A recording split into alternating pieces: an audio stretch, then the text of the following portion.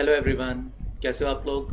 My self Chetan Garg, I am master teacher here at Vedantu. I welcome you all to our RMO flashback series. In today's lecture, we will be discussing question number 4th and 5th of year 1995.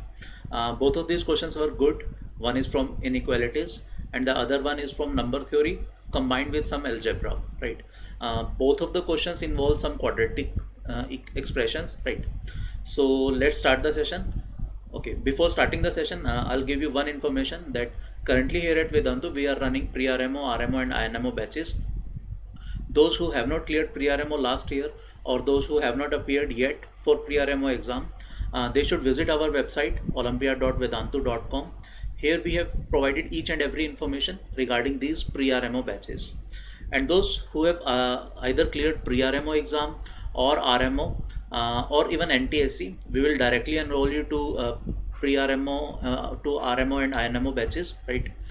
You just mail me your name, class, contact number, your address and proof that you have cleared any one of these exams on this email ID, right? chetan.garg@vedantu.com. Those who have cleared pre-RMO, we will simply enroll you to RMO batches, and those who have cleared RMO, we will simply enroll you to INMO batches, right? Okay, all right. So let's discuss the questions. And those who have not tried these questions yet and are simply watching the solution, I'll really encourage you to please pause the video and try to solve this question. The question is not that tough, okay? But still, if you are not able to solve the question, then you can always come again and watch the solution of this question, right? So we will proceed with the solution. The question says that this quadratic expression cannot have any integral roots. Here q is also an integer, right? So we need to prove that this thing cannot have any root which is an integer, and here q is an integer. All right, so let us try to prove this question by contradiction. Okay, so we will prove this question by contradiction, right? That means we will assume that this equation has an integral root, right? We will assume that this equation has some integral root, and somehow we will try to come up to a contradiction, okay, to a fact which is not true for this question. So that's why we can conclude that this equation will not have any integral root, right? So now we have assumed this fact that this equation has an integral root, right? Now as you can see, this thing is a multiple of 7, right? And this thing is also a multiple of 7.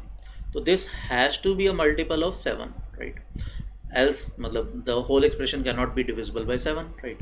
And since 7 is a prime number, and if x square is divisible by 7, then x must also be divisible by 7. So if it has an integral root, then x should be of the form, that integral root should be of the form 7k, right? It should be a multiple of 7. Here k will also be an integer, right? So let's substitute the value of x in this equation. What we will get? We will get simply 49k square, right, plus 49k, and that will simply be equals to 14 times q square plus 1, right? So let's cancel out one factor. This is 7. So we are left with 7k square plus 7k. That will be twice of q square plus 1. Alright, let's take 7k as common. So we are left with 7k into k plus 1. That will be 2 times q square plus 1, right? Now as you can see that product of any two consecutive integers, that will always be divisible by 2, right? So k into k plus 1, that must be divisible by 2. Now if this equation is true, then this 7 must be divisible by q square plus 1, right? So what we have concluded till now, we have concluded that this q square plus 1 should be divisible by 7, right? I hope यहाँ तक चीज़ें समझ में आ रही होंगी. Okay. अभी हमें now if we need to prove something by contradiction, then actually at this point we need to prove that this thing cannot be divisible by 7. Right? If we are somehow able to prove that q square plus 1 is not divisible by 7, then we are done. Then we have proved by contradiction that this equation cannot have any integral root. So here at this point we actually need to prove that q square plus 1 cannot be divisible by 7, right?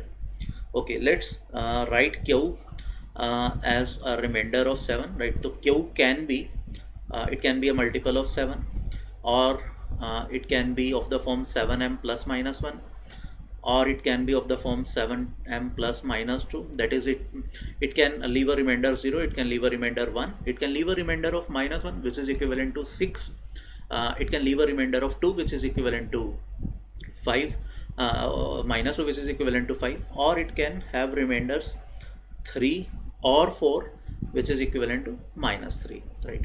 So these are the 7 possibilities that q can have, right? So now if q is of the form 7m, then q square plus 1, that will be of the form 7n plus 1, right? And if q is of the form 7m plus minus 1, then q square plus 1, here we are writing about q square plus 1, right?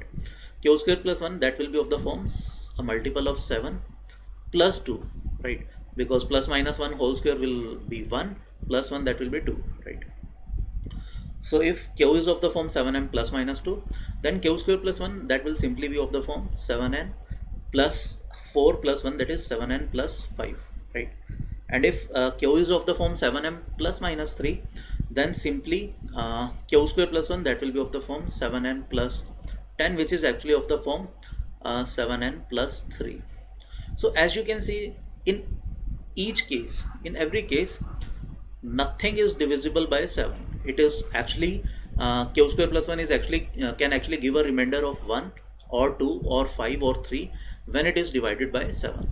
So since q square plus 1 is not divisible by 7,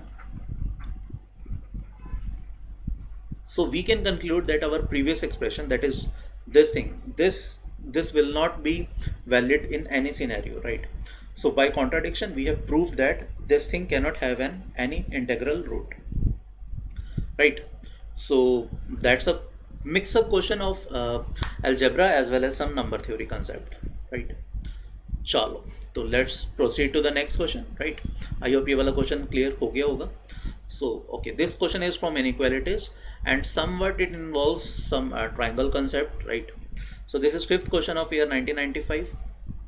All right, this says that a square plus b square plus c square, we need to prove that this thing is greater than under root 3 times maximum of mod of a square minus b square, और b square minus c square और c square minus a square, जो भी इनमें से maximum होगा, right, उसका root 3 times से भी बड़ा है a square plus b square plus c square, where a b c obviously are as usual the sides of the triangle, right? So we need to prove this thing for any triangle, right? So as you can see that there is no preference over a, b and c, right? So we can assume that without loss of generality, we can assume that a is nothing but greater than or equal to b, which is greater than or equal to c, right?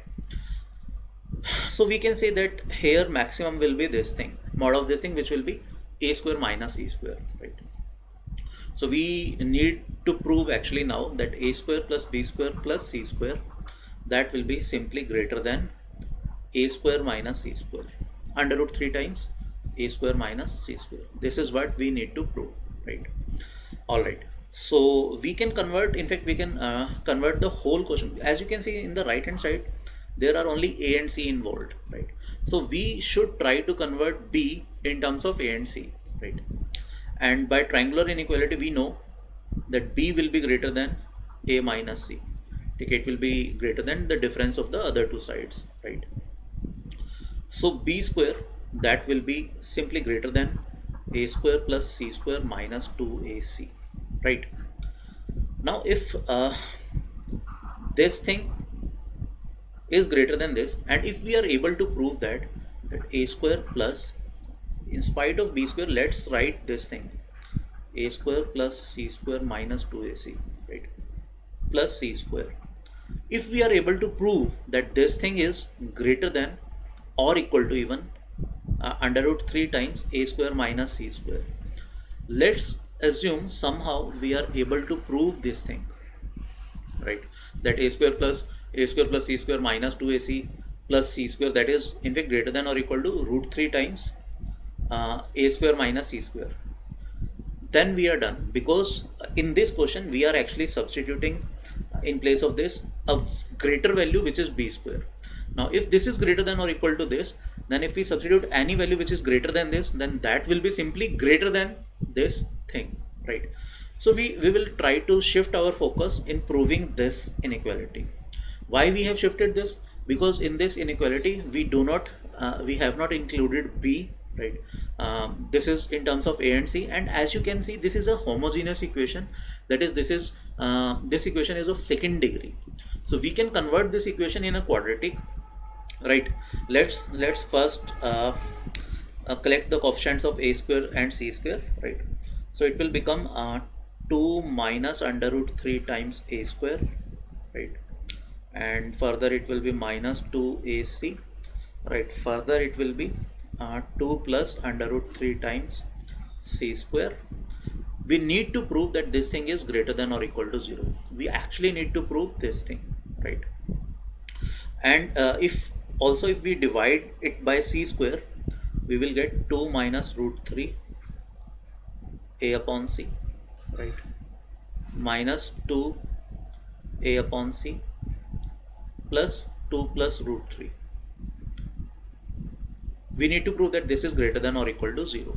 And as you can see, here it will be square. And as you can see, this is clearly a quadratic in a by c, right? Let's rewrite this equation. This equation is 2 minus under root 3 a by c square, right, minus twice of a by c plus 2 plus under root 3, right? This is the quadratic equation which we have gotten, right?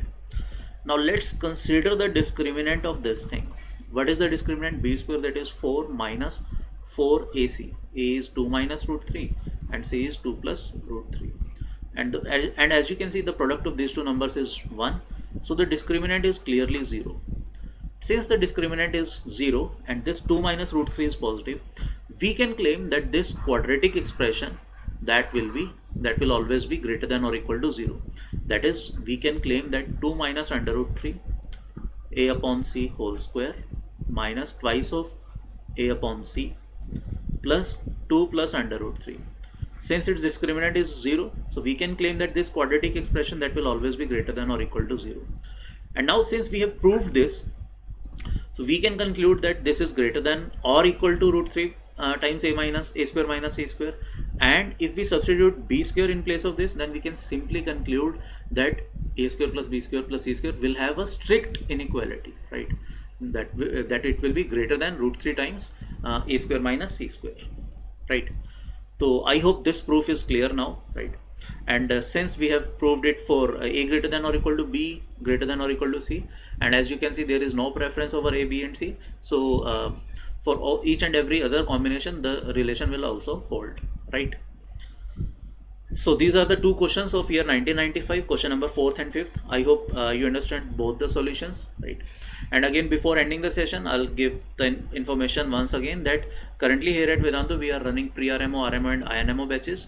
Those who have cleared either of pre-RMO, RMO or even NTSC exam, they should simply mail me their name, class, contact number, address and proof on this email ID. We will try to enroll you in these batches as soon as possible, right? And these batches are completely free of cost. You do not need to pay even a single rupee to enroll in these batches, right? So we will meet in the next session. In the next session, we will discuss next two questions of year 1995, right? Thank you. Bye bye.